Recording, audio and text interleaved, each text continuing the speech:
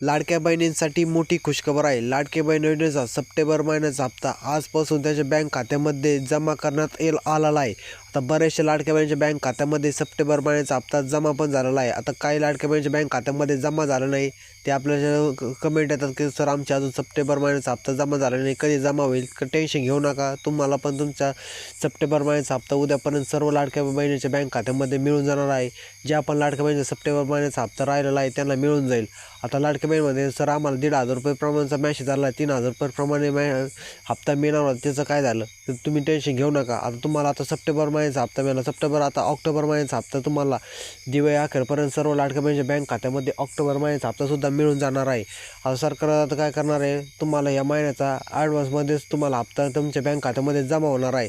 त्यामुळे तुम्ही त्याचं टेन्शन घेऊ नका. आता एकच प्रॉब्लेम आहे, तो कोणता EKYCचा. EKYC जे आपण लाडक्या बहिणीची EKYC राहिलं आहे त्यांना काही इश्यू येत असेल तर आपल्या कमेंट बॉक्समध्ये कमेंट करा. अशा प्रकारचा इश्यू होत आहे, आपण त्याच्यावर एक व्हिडिओ बनवू.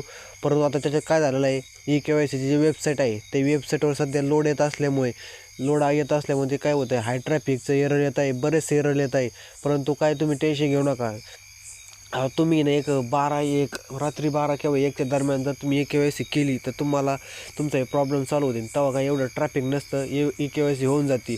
आता त्याच्यात वाढसुद्धा झालेली आहे. EKYCचे मुदतवाढ करण्यात आलेली आहे, म्हणजे तुम्ही अजून 1 महिनाभर तरी EKYC करू शकता. ज्या पण लाडक्या बहिणीची EKYC राहिली आहे त्यांनी लवकरात लवकर करून घ्या. आणि ज्यांची EKYC होत नाही त्यांना आता एकच प्रॉब्लेम आहे, ते इथून पुढे लाडक्या बहीण योजनेचा लाभ घेऊ शकत नाही. काही कारणास्तव त्यांची KYC होत नसेल, कारण त्याला त्या योजनेतून पात्र करण्यात आलं असेल.